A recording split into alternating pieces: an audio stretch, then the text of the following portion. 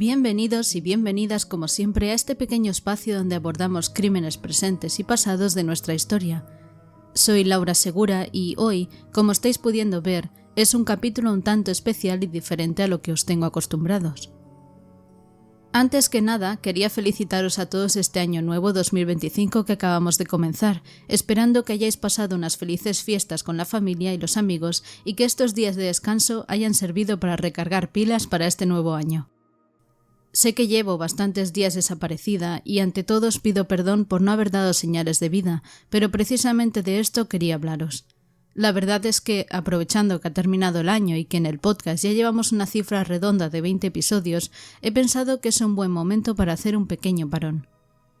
Pese a tener la documentación ya para el siguiente caso y unos cuantos más, estos días con todas las festividades, las comidas familiares, los compromisos, etc., me ha sido absolutamente imposible hacer el podcast, ni siquiera he podido dedicarme tiempo a mí misma, eso sin contar que tampoco he tenido vacaciones en mi trabajo habitual y ha sido todo bastante caótico. Por ello, y reflexionándolo mucho, he creído que es una buena idea alargar un poco más el descanso ahora que han terminado las fiestas, dedicarme un poco de tiempo y tomármelo con calma para poder recargar pilas, porque si no, entre el trabajo y esto siento que voy a saturarme y es lo último que quiero, porque eso podría hacer que bajara la calidad del podcast por intentar hacer las cosas deprisa y corriendo. Así pues, he decidido poner como fecha de regreso la última semana de enero, para así poder tener prácticamente todo el mes para planificar, redactar y grabar bien todos los episodios que vendrán. No obstante, no quería dejaros sin noticias mías hasta entonces, ya que por todo el apoyo y cariño que le estáis dando al podcast merecéis saber cuál es la situación actual, y es por eso que he preparado este pequeño capítulo especial donde haremos un breve recorrido por los casos más impactantes que hemos explorado durante el 2024 para conmemorar el que ha sido el primer año de Fisonomías Criminales, y así, el cierre de su primera temporada. Así pues, vamos allá.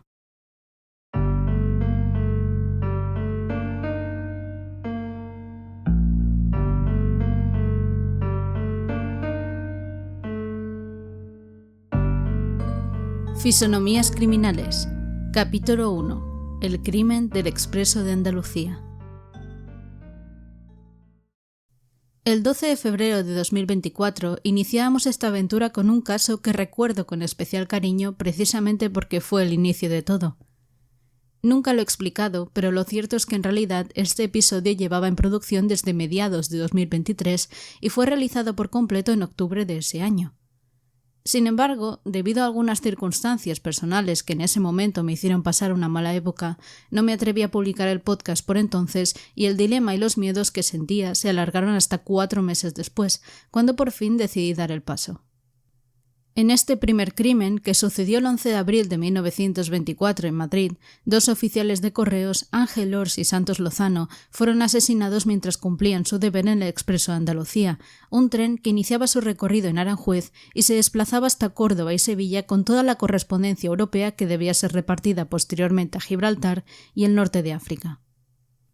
Este crimen tuvo como responsables a 5 personas: José María Sánchez Navarrete, José Donday, Honorio Sánchez Molina, Francisco de Dios Piqueras y Antonio Teruel López.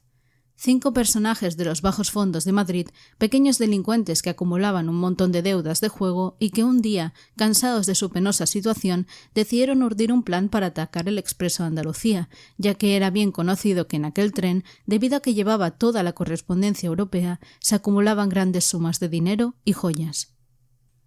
Así fue como 3 de ellos se aventuraron a subir al tren, asesinaron a los 2 oficiales que aquel día estaban a cargo del vagón correo, no sin antes pasar por muchos forcejeos y percances en el plan, y robaron de forma rápida y desordenada todo lo que pudieron. Obviamente el crimen no tardó mucho en descubrirse y a los culpables tampoco. Uno de ellos, el que había sido la máxima mano ejecutora, se suicidó de un disparo antes de ser atrapado por la policía. Otro, debido a que su implicación en el crimen había sido más baja, cumplió 20 años en prisión. Y los 3 restantes fueron condenados a muerte.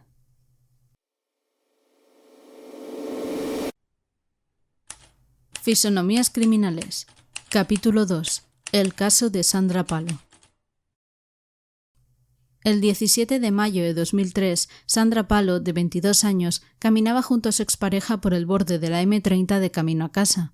Habían salido a tomar unas copas por Madrid y tras telefonearse con su madre para que volviera pronto a casa, Sandra planeaba coger en Plaza Elíptica el siguiente autobús hacia Getafe.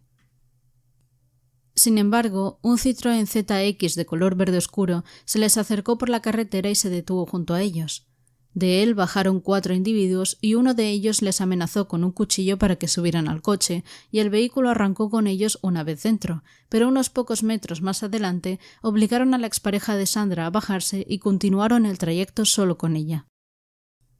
La llevaron hasta un descampado junto a la N401, la carretera de Toledo, y allí la arrastraron fuera del vehículo para colocarla sobre el capó. La desvistieron y procedieron a violarla por turnos, uno tras otro. Y, una vez que consiguieron lo que querían, uno de los agresores se subió de nuevo al coche, arrancó y la atropelló hasta 15 veces. Tras eso, Sandra, que milagrosamente todavía seguía con vida, pidió a gritos que no le hicieran nada más, pero los 4 individuos se alejaron hacia una gasolinera cercana para comprar 1 euro de gasolina y regresaron junto a ella para rociarle el líquido por encima y prenderle fuego. Cuando se marcharon, el cuerpo de Sandra se consumía lentamente entre las llamas. Casi un mes después del crimen, el 15 de junio de 2003, y tras una exhaustiva investigación y búsqueda, la policía detuvo a uno de los responsables y, gracias a que éste delató a los demás, fue posible arrestar a los otros 3. Lo que más chocaba no era solo la crueldad del crimen, sino que solo uno de ellos era mayor de edad, el resto eran menores y el más joven tenía solo 14 años. Debido a esto, los menores solo fueron condenados a 8 y 4 años de internamiento en un centro de menores y 5 de libertad vigilada, pero 2 de ellos se libraron de cumplir la condena en su totalidad. Por último, el mayor fue condenado a 64 años de prisión. Fisonomías criminales. Capítulo 3. El crimen de Don Benito. La madrugada del 19 de junio de 1902 en Don Benito, Badajoz, 2 mujeres, madre e hija, fueron asesinadas en su domicilio de la calle Padre Cortés. Ambas recibieron esa noche la visita de uno de los serenos que habituaba a deambular por su calle, el sereno Pedro Cidoncha, que además, desde la dirección del podcast, le recordamos con mucha claridad porque fue la primera aparición de nuestro doblador masculino, Rubén. El sereno, que había ido al domicilio de Catalina para pedirle que le entregara urgentemente el maletín del médico que vivía en la casa, en realidad estaba compinchado con 2 personas más y había mentido a la señora. Su objetivo principal era que Catalina le abriera la puerta y aprovechar el momento en que fuera por el maletín para que sus 2 compinches se colaran. Uno de ellos, Carlos Suárez, que era un conocido cacique de la región, estaba encaprichado de la hija de Catalina, Inés, y tras haber recibido múltiples rechazos al intentar algo más con ella, finalmente se había decantado por poseerla a la fuerza. Y así, aquella noche, cuando él y su amigo se colaron en la casa gracias a la colaboración del sereno, asesinaron a sangre fría a Catalina para que no pudiera ser un estorbo en sus planes y posteriormente fueron a por Inés con la intención de violarla. Con lo que no contaban era con la resistencia y el ímpetu de esta última, que se defendió con uñas y dientes y, pese a que finalmente terminaron asesinándola también, no consiguieron someterla en vida. La investigación oportuna por el crimen comenzó al día siguiente y hubieron muchas complicaciones ya que se acusó a gente inocente y la posición de poder de uno de los verdaderos culpables dificultaba sus detenciones, pero finalmente ambos, junto al sereno colaborador, fueron arrestados. El sereno, al no haber tenido intervención directa en el asesinato, fue condenado a cadena perpetua, pero tanto el cacique como su compinche murieron degollados en el garrote vil. Fisonomías criminales. Capítulo 4. Las brujas de San Fernando. A principios de siglo, el 26 de mayo del 2000, en San Fernando, Clara García fue asesinada a manos de, probablemente, las 2 últimas personas de las que hubiera podido esperarse algo así, las que habían sido sus mejores amigas. Raquel e Iria, 2 chicas muy aficionadas a la brujería y a las prácticas esotéricas, afición que en su momento habían compartido con Clara, tras sentirse traicionadas porque esta última hubiera abandonado el grupo precisamente porque le parecía que estaban yendo muy lejos con estas prácticas, decidieron matarla para vengar la traición y continuar experimentando con lo prohibido. Es decir, querían saber qué se siente al matar y lamentablemente Clara fue, para ese propósito, el conejillo de Indias perfecto. En esta ocasión, pese a que ambas habían tratado de planificar el crimen lo máximo posible para que fuera perfecto y no las descubrieran, la realidad es que la policía no tardó mucho en dar con ellas, pero en este caso se enfrentaban nuevamente al mismo dilema. Ambas asesinas eran menores de edad, y por ello su condena no fue acorde al crimen cometido: 8 años de prisión y 5 de libertad vigilada. No obstante, antes de cumplir la mitad de su condena, ambas obtuvieron beneficios penitenciarios y pasaron a un régimen semiabierto, permitiéndoles salir a trabajar, pasear o estudiar. Fisonomías criminales. Capítulo 5. El hombre del saco. El 28 de junio de 1910, una de las leyendas españolas más conocidas, sobre todo entre los niños, nació a partir de un asesinato. En Gádor, Almería, un curandero y su compinche secuestraron a un niño de 7 años para llevar a cabo con él un ritual de curación. Francisco Ortega, un hombre de 55 años que padecía tuberculosis, acudió a 2 curanderos para tratar de darle remedio a una enfermedad que le estaba matando y para la que ningún médico tenía cura. Estos curanderos, conocidos por utilizar métodos muy poco ortodoxos, le propusieron curarse gracias a la sangre y la manteca de los órganos de un niño pequeño, ya que era un ritual que, según su modo de ver, podía sanar cualquier enfermedad incurable. Así pues, secuestraron al pobre Bernardo metiéndolo en un saco y lo llevaron hasta el cortijo, donde se llevaría a cabo la macabra operación. Cortaron la axila del niño estando aún vivo para que se desangrara y su sangre fue cayendo en una olla que posteriormente el paciente, Francisco, debía ir bebiendo.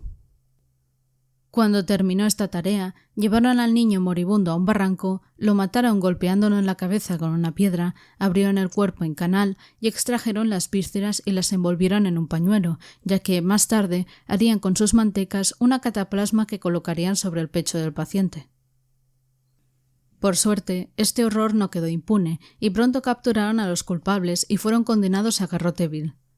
No obstante, solo 2 llegarían a cumplir esta pena, porque otro fue envenenado en la propia cárcel antes de llegar al día de la ejecución y a uno de ellos se le permutó la pena alegando deficiencia mental. Fisonomías criminales. Capítulo 6. El parricida de Vilanova y la Geltrú. Es quizá el caso más surrealista que hemos visto hasta ahora en el podcast. El 8 de junio de 2019, en Vilanova y la Geltrú, un hijo mató a su padre aprovechando un momento en el que se encontraba a solas con este en el domicilio y que su progenitor estaba dormido.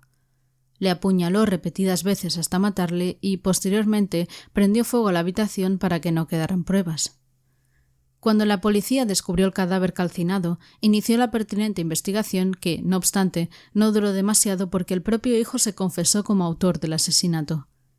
Este fue uno de esos casos en los que lo que más impactó fue el contexto previo al crimen, que se narra durante todo el episodio como un viaje a través de la mente del hijo para descubrir toda una compleja y confusa trama que incluía referencias a una supuesta red de mafias, tráfico de drogas, un grupo parapolicial de los Mossos d'Esquadra y una misteriosa novia virtual llamada Julia. Toda una historia paranoica que una amiga del hijo le había creado en su cabeza y que le llevó a concluir que su padre era un mafioso que tenía intenciones de hacer daño a la familia y que por ello debía matarlo.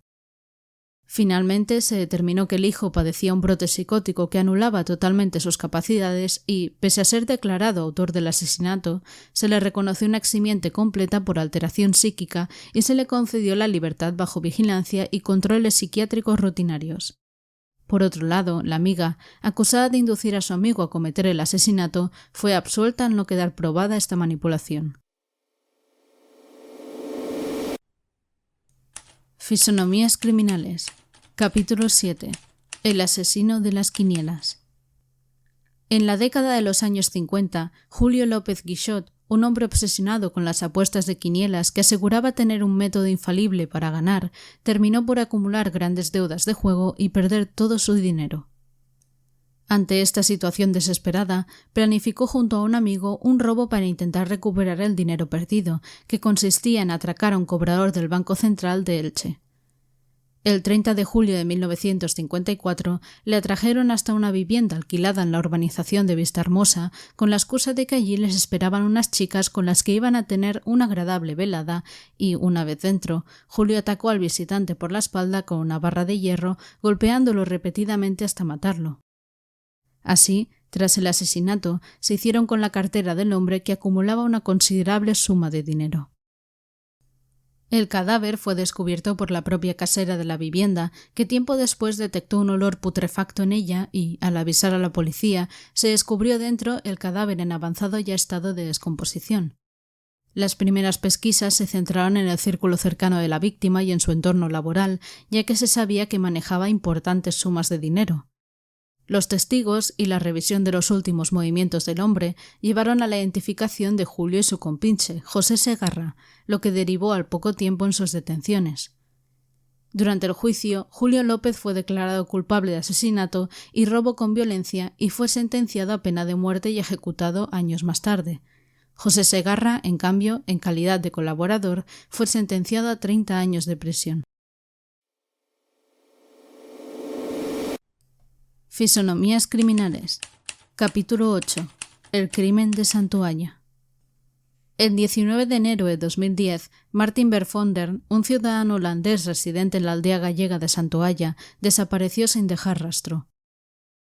Martin y su esposa Margot se habían establecido en Santualla en 1997, siendo una de las dos únicas familias que habitaban en la aldea. La otra era la familia Rodríguez. Las relaciones entre ambas familias se deterioraron con el tiempo, generando tensiones y conflictos. El día de su desaparición, Martin salió en su vehículo, un Chevrolet Blazer verde, para realizar unas compras en la población más cercana y, a mitad del recorrido de regreso a casa, se cruzó con su vecino, Juan Carlos, que le obligó a detener el vehículo. Posteriormente, el vecino se le acercó para darle conversación y, sin que lo esperase, agarró una escopeta y le disparó en la cabeza. La desaparición de Martin activó una investigación por parte de las autoridades. Inicialmente, se barajaron diversas hipótesis, incluyendo la posibilidad de un accidente o una desaparición voluntaria. Sin embargo, las sospechas se centraron en la familia Rodríguez debido a las conocidas disputas entre ambas familias. La investigación se prolongó durante varios años sin resultados concluyentes, hasta que en 2014 se realizaron nuevas búsquedas en la zona. Finalmente, en 2014, se hallaron restos óseos y el vehículo de Martin en una zona boscosa cercana, lo que confirmó la hipótesis de un crimen. Tras el hallazgo, las autoridades intensificaron la investigación sobre la familia Rodríguez. En noviembre de 2014, Juan Carlos Rodríguez fue detenido y durante los primeros interrogatorios confesó ser el autor del disparo que causó la muerte de Martin. Su hermano, Julio Rodríguez, también fue arrestado bajo sospecha de encubrimiento, aunque posteriormente fue exonerado de pena. En julio de 2018, la Audiencia Provincial de Ourense condenó a Juan Carlos Rodríguez a 10 años y medio de prisión por un delito de homicidio y otro de tenencia ilícita de armas. La sentencia consideró que actuó movido por las disputas vecinales y que, aunque intentó ocultar el crimen, no hubo premeditación suficiente para calificar el delito como asesinato. Su hermano Julio fue absuelto de los cargos de encubrimiento. Fisonomías criminales. Capítulo 9. Bodas de sangre en Níjar. En esta ocasión viajamos hasta Níjar, en Almería, para conocer el crimen que inspiró la obra Bodas de sangre de Federico García Lorca. El 22 de julio de 1928, en el Cortijo del Fraile se celebraba la boda entre Francisca Cañadas y Casimiro Pérez. Francisca, enamorada de su primo Francisco Montes desde que era pequeña y no sintiendo ningún amor por su prometido, Casimiro, con el que prácticamente la habían obligado a casarse, decidió fugarse con Francisco la noche previa al enlace.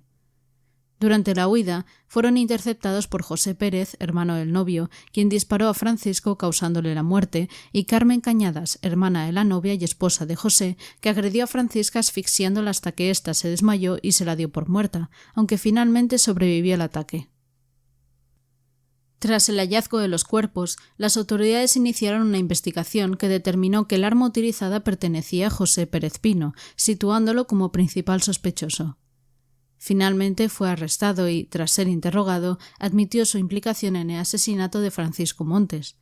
Su esposa Carmen también fue detenida por su participación en la agresión a Francisca, su propia hermana. En abril de 1929, José Pérez Pino fue condenado a 8 años, 1 mes y 1 día de prisión por homicidio y a indemnizar con 10.000 pesetas a los herederos de la víctima. Carmen recibió una pena de 15 meses de cárcel por intento de asesinato. Ambos fueron liberados en 1931 tras beneficiarse de un indulto promulgado por la Segunda República. Fisonomías criminales. Capítulo 10. El asesinato de Isabel Carrasco. El asesinato de Isabel Carrasco, presidenta de la Diputación de León, ocurrido el 12 de mayo de 2014, conmocionó a España por su brutalidad y las circunstancias que lo rodearon. El 12 de mayo de 2014, alrededor de las 5:10, Isabel salió de su domicilio en León, dirigiéndose a la sede del Partido Popular. Mientras cruzaba la pasarela peatonal sobre el río Bernesga, fue abordada por Montserrat González, quien le disparó por la espalda. Tras caer al suelo, Montserrat le efectuó 2 disparos más en la cabeza, asegurándose de su muerte. La investigación reveló que Montserrat había planificado el asesinato como venganza personal, alegando que Carrasco había perjudicado profesionalmente a su hija, Triana Martínez. Se descubrió que Triana había sido despedida de su puesto en la Diputación de León, lo que generó resentimiento en su madre. Además, se identificó la participación de Raquel Gago, policía local y amiga de Triana, quien colaboró en la logística del crimen. Poco después del asesinato, Montserrat González y Triana Martínez fueron detenidas gracias a la colaboración de un policía jubilado que presenció los hechos y persiguió a Montserrat para tratar de atraparla. Raquel Gago se entregó a las autoridades al día siguiente tras conocerse su implicación en el caso. En 2016, la Audiencia Provincial de León condenó a Montserrat González a 22 años de prisión como autora material del asesinato. Triana Martínez fue sentenciada a 20 años como cooperadora necesaria y Raquel Gago recibió una pena de 14 años como cómplice. El Tribunal Supremo confirmó estas condenas en 2017, rechazando los recursos presentados por las acusadas. Fisonomías criminales. Capítulo 11. Las estanqueras de Sevilla. El 11 de julio de 1952, en el estanco número 24 de la avenida Menéndez Pelayo de Sevilla, las hermanas Matilde y Encarnación Silva Montero fueron brutalmente asesinadas. Matilde recibió 13 puñaladas en el cuello, brazos y pecho, mientras que Encarnación sufrió 16 heridas, incluyendo la sección de la yugular. El agresor cerró el estanco con llave tras cometer el crimen, dejando los cuerpos en el interior. La violencia del asesinato y la ausencia de robo evidente llevaron a las autoridades a buscar rápidamente a los responsables. La presión social y mediática impulsó una investigación que, según se ha argumentado posteriormente, estuvo plagada de irregularidades y apresuramientos. Las autoridades detuvieron a 3 hombres con antecedentes penales: Juan Vázquez Pérez, alias El Mellao, Lorenzo Castro Bueno, alias El Tarta, y Antonio Pérez Gómez. A pesar de la falta de pruebas concluyentes, fueron acusados del doble asesinato. En un juicio marcado por la controversia, los 3 acusados fueron condenados a muerte.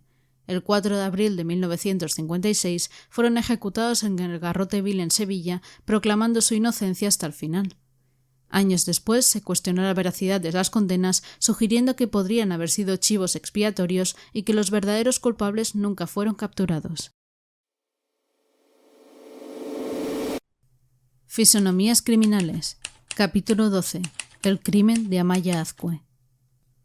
La mañana del 16 de marzo de 2011, Amaya Azcue, de 39 años, casada y madre de 2 hijas, realizó sus actividades cotidianas en Zarautz, Guipúzcoa. Tras dejar a sus hijas en la escuela, hizo compras y se reunió con una amiga. Alrededor del mediodía se dirigió al supermercado Eroski. Al salir hacia el parking para coger el coche, fue abordada por un joven de 17 años, Ander Echeverría, quien la amenazó con un arma, la dejó inconsciente y la metió en el maletero de su propio coche. Ander tomó posesión del vehículo y condujo hasta una zona apartada, concretamente el embalse Iballeder. Allí la agredió brutalmente con una piedra, causándole la muerte, y posteriormente arrojó su cuerpo al embalse. El cuerpo de Amaya fue encontrado ese mismo día en el embalse, maniatado y con signos de violencia extrema en la cabeza y en el rostro. La Ertzaintza inició una investigación que, tras analizar las pruebas y testimonios, llevó a sospechar de Ander Echevarría, un joven con antecedentes por delitos de violencia y contra la propiedad. El 18 de agosto de 2011, Ander Echeverría se entregó a las autoridades acompañado de su padre y confesó ser el autor del asesinato de Amaya Azcue. Debido a su edad en el momento del crimen, 17 años, fue internado en un centro de menores en Zumárraga. En abril de 2012, Ander Echeverría fue condenado a 10 años de internamiento en régimen cerrado, seguidos de 5 años de libertad vigilada por el asesinato de Amaia Azcue. La sentencia consideró su confesión y la gravedad del delito, aplicando la ley del menor vigente en España. Fisonomías criminales. Capítulo 13. La viuda negra de l'Hospitalet. El caso de Margarita Sánchez Gutiérrez, conocida como la viuda negra de l'Hospitalet o la viuda negra de Barcelona, es uno de los más notorios en la crónica negra española. Margarita Sánchez Gutiérrez, nacida en Málaga el 26 de diciembre de 1953, se trasladó al Hospitalet de Llobregat, Barcelona, donde estableció relaciones con varias personas mayores, principalmente mujeres. Ganándose su confianza, las invitaba a su domicilio o las visitaba en sus hogares, ofreciéndoles alimentos o bebidas que contenían sustancias tóxicas. El objetivo era debilitarlas para robarles dinero, joyas y otros objetos de valor. Se le atribuyen al menos 4 asesinatos y varios intentos de envenenamiento entre 1992 y 1995. Las muertes de las víctimas inicialmente se consideraron naturales debido a su edad avanzada y a la falta de signos evidentes de violencia. Sin embargo, la acumulación de casos con patrones similares y la supervivencia de algunas víctimas que presentaron síntomas de intoxicación llevaron a las autoridades a sospechar de una posible asesina en serie. Las investigaciones señalaron a Margarita Sánchez, quien había estado en contacto con todas las víctimas. En enero de 1996, Margarita Sánchez Gutiérrez fue detenida por la policía. Durante los interrogatorios, admitió haber robado a sus víctimas pero negó los asesinatos. A pesar de su confesión parcial, las pruebas en su contra, incluyendo testimonios de sobrevivientes y evidencias de robos, fueron suficientes para llevarla a juicio. En enero de 1998, la Audiencia de Barcelona condenó a Margarita Sánchez Gutiérrez a 34 años de prisión por 3 delitos de lesiones, 3 de robo con violencia y 1 de falsedad documental.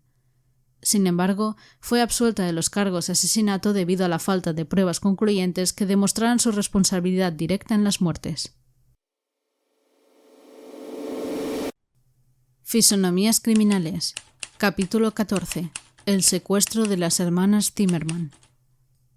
El 27 de abril de 2021, Tomás Gimeno, padre de Olivia, de 6 años, y Ana, de 1 año, debía devolver a sus hijas a su exesposa, Beatriz Zimmermann, tras pasar la tarde con ellas. Sin embargo, no lo hizo y, en su lugar, envió mensajes a Beatriz indicando que no volvería a ver a las niñas ni a él. Esa noche se le vio en el puerto de Santa Cruz de Tenerife cargando su embarcación con varias bolsas. Posteriormente zarpó mar adentro. Las autoridades creen que, en el transcurso de esa noche, Tomás Gimeno asesinó a sus hijas y arrojó sus cuerpos al mar antes de posiblemente quitarse la vida. Tras la denuncia de la desaparición de las niñas por parte de Beatriz, se inició una intensa búsqueda. La Guardia Civil rastreó las últimas actividades de Tomás Gimeno, incluyendo registros de cámaras de seguridad en el puerto y movimientos bancarios. Se desplegó un operativo marítimo y aéreo para localizar a las niñas y a su padre. El caso atrajo la atención mediática nacional e internacional, generando una ola de solidaridad y preocupación. A pesar de los esfuerzos de búsqueda, Tomás no fue localizado.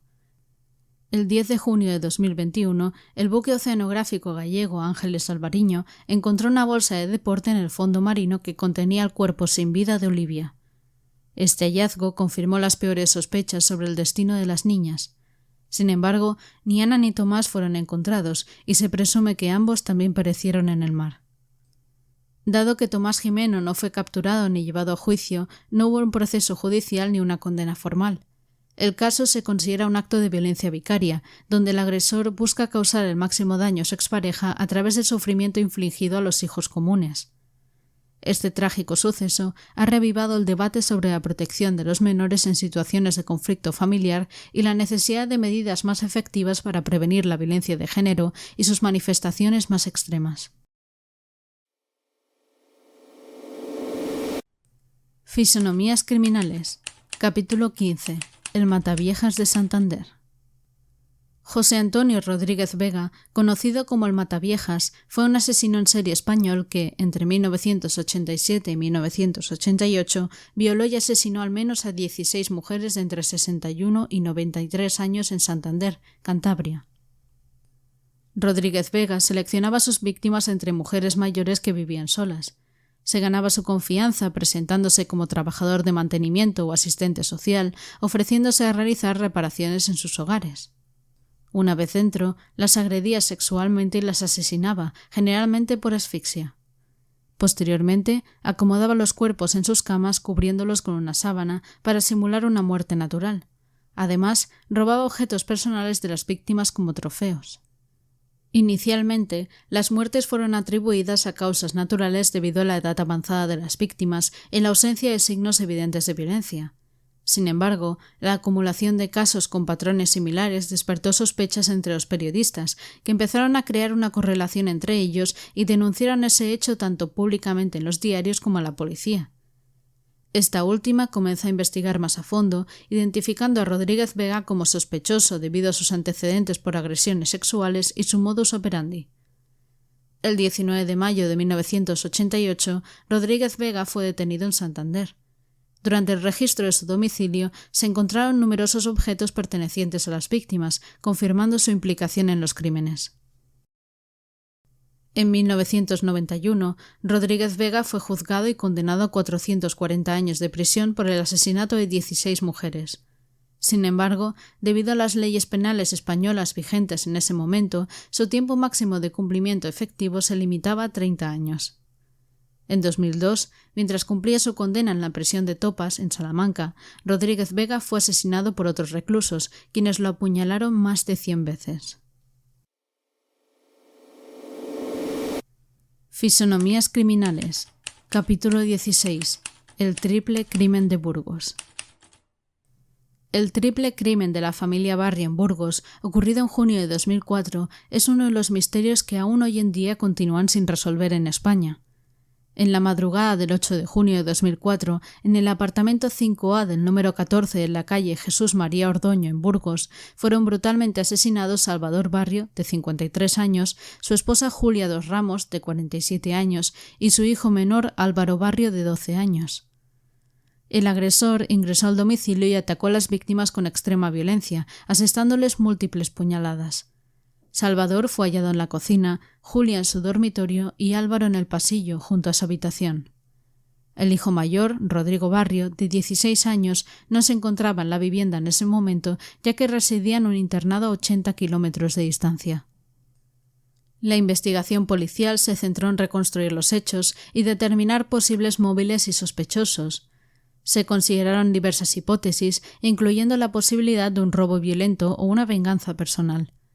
Las autoridades analizaron el entorno familiar y social de las víctimas, así como cualquier conflicto previo que pudiera haber motivado el crimen. Se realizaron múltiples interrogatorios y se recopilaron pruebas forenses en la escena del crimen. Durante la investigación, 2 personas fueron detenidas como sospechosas: Rodrigo Barrio, el hijo mayor, y Ángel Prieto, un vecino que tenía una obsesión con Salvador Barrio. Rodrigo fue inicialmente considerado debido a la posibilidad de que pudiera haber salido del internado sin ser visto, pero posteriormente fue descartado como sospechoso. Ángel Prieto también fue investigado, pero no se encontraron pruebas concluyentes en su contra. A pesar de los esfuerzos de las autoridades, no se logró identificar al autor o autores del crimen y el caso quedó sin resolver. Al no haberse identificado ni detenido al responsable o responsables del triple asesinato, no se llevó a cabo tampoco ningún juicio ni se dictó condena.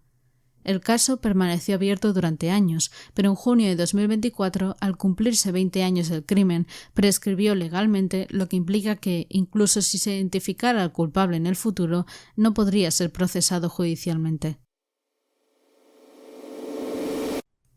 Fisonomías criminales. Capítulo 17. La matanza de Villanueva del Arzobispo. La madrugada del 2 de marzo de 1943, en Villanueva del Arzobispo, los ladridos de los perros y la inquietud de los animales alertaron a Juana y a su hijo, quienes al investigar notaron que la casa de los tíos María y Juan estaba envuelta en llamas. Corrieron a ayudar, pero encontraron un escenario aterrador. animales muertos con signos de violencia brutal y una figura enloquecida identificada como Juan Carreño, el marido de María. Este hombre, con la espalda ardiendo y un semblante demoníaco, avivaba las llamas sin inmutarse. La escena empeoró cuando uno de los sobrinos, Salvador, emergió de la casa con el cráneo destrozado, tambaleándose hacia los presentes antes de colapsar y morir. En el interior yacían los cuerpos masacrados de 6 personas más, miembros de la familia, todos asesinados de manera brutal por Juan. Tras el incendio, los vecinos de la Guardia Civil llegaron al lugar y confirmaron que la familia había sido asesinada antes de que la casa fuese incendiada. Los cadáveres presentaban heridas de hacha y signos de golpes contundentes.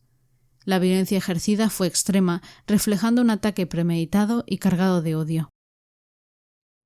Los testimonios de Juana y otros testigos apuntaron rápidamente hacia Juan Carreño, quien había huido hacia los campos circundantes. La búsqueda se extendió por la región, con Juan descrito como un hombre peligrosamente enajenado. Se determinó que su comportamiento había cambiado en los días previos al crimen, posiblemente afectado por problemas mentales o rencores acumulados.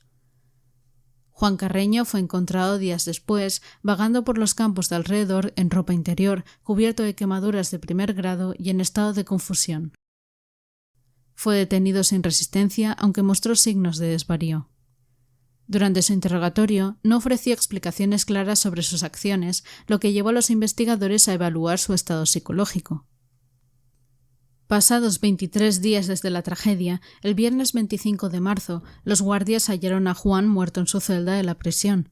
Tras una autopsia, se determinó que había fallecido por un infarto de miocardio, algo que, se presupone, pudo ser ya que, tras recuperar la conciencia de sí mismo, el terror al darse cuenta del crimen cometido fue demasiado fuerte y sufrió un infarto ante la conmoción.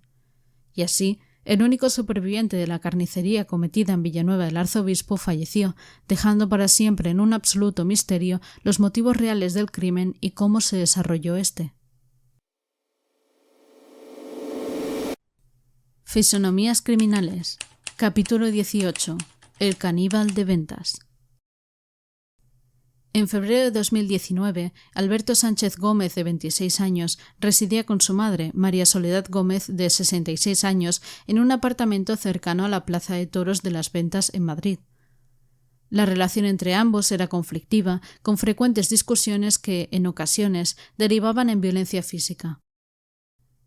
Alberto había sido ingresado en instituciones psiquiátricas en varias ocasiones y tenía antecedentes de consumo de drogas.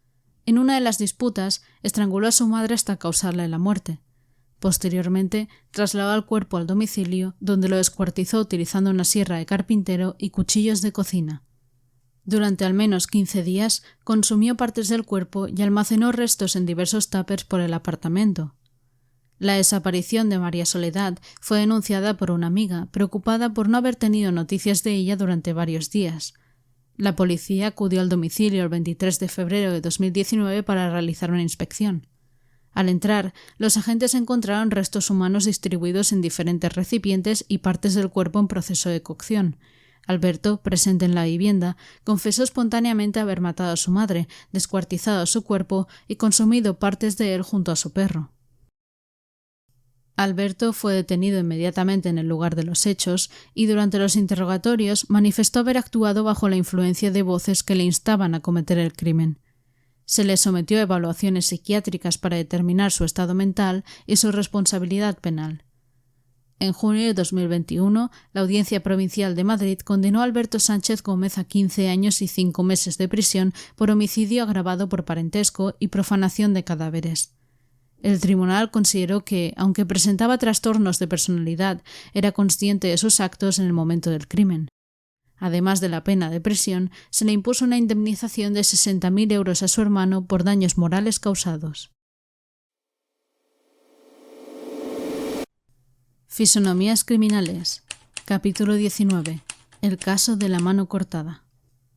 El 19 de enero de 1954, Margot Shelley, hija de la marquesa de Villasante, falleció a los 36 años debido a un edema pulmonar. Tras su muerte, su madre, Margarita, se mostró profundamente afectada y decidió velar el cadáver en su domicilio. Durante el velatorio, Margarita realizó prácticas inusuales que levantaron las sospechas entre los familiares y sirvientes presentes, como la manipulación del cadáver, y es que Margarita rasuró el vello púbico de su hija y extrajo partes de su cuerpo y vísceras, actividades que realizaba habitualmente con los animales de la casa. La familia y el personal doméstico, alarmados por el comportamiento de Margarita, informaron a las autoridades. La policía, al inspeccionar la vivienda, descubrió que Margarita había conservado partes del cuerpo de su hija, incluyendo la mano derecha, que había sido amputada y preservada en formol, y además se encontraron otros restos humanos en el hogar, como los ojos y la lengua. Margarita Ruiz de Líjori fue detenida bajo la acusación de homicidio y profanación de cadáver junto a su marido, Josep Bassols, en calidad de cómplice. El tribunal consideró que Margarita Ruiz actuó con plena conciencia de sus actos y la condenó a 30 años de prisión por homicidio y profanación de cadáver. Sin embargo, debido a su estado de salud y edad avanzada, la pena fue conmutada por arresto domiciliario. Margarita falleció en 1962 sin haber cumplido íntegramente su condena, pero prácticamente en la miseria. Fisonomías criminales. Capítulo 20. El doble crimen de Cuenca. El 6 de agosto de 2015, Margarita Okarinska y Laura Del Hoyo, de 26 y 24 años respectivamente, se dirigieron al domicilio de Sergio Morate, exnovio de Marina, en Cuenca. Marina había recibido una llamada de Sergio solicitándole que recogiera pertenencias que había dejado en su casa. Laura la acompañó por precaución. Al llegar, Sergio las invitó a subir. Una vez dentro, Margarita se dirigió a la habitación para recoger sus cosas, momento en el que fue golpeada en la cabeza hasta dejarla inconsciente y posteriormente estrangulada con una brida. Laura, al escuchar ruidos, intentó huir, pero fue alcanzada y sufrió el mismo destino. Sergio ocultó los cadáveres en su vivienda y posteriormente se deshizo de ellos arrojándolos al río Huécar. La desaparición de las jóvenes fue denunciada por sus familiares. La policía inició una intensa búsqueda, revisando cámaras de seguridad y entrevistando a posibles testigos. El 13 de agosto, un vecino encontró los cuerpos semienterrados en una zona del río Huécar. Las autopsias confirmaron que ambas habían sido asesinadas por estrangulamiento. La investigación se centró en Sergio Morate, quien había sido pareja de Marina y tenía antecedentes de violencia de género. Sergio Morate, tras cometer el crimen, huyó a Rumanía pensando que la policía podría sospechar de él y buscarle. Sus suposiciones fueron ciertas, pero a pesar de huir a otro país, fue arrestado en la ciudad rumana de Timișoara tras una intensa colaboración internacional entre las autoridades españolas y rumanas. Morate fue extraditado a España y encarcelado en la prisión de Extremera. En 2017, el Tribunal Superior de Justicia de Castilla-La Mancha condenó a Sergio a 48 años de prisión por el asesinato de las dos jóvenes. La sentencia fue ratificada por el Tribunal Supremo en 2018. Morate cumple su condena a día de hoy en la prisión de Extremera.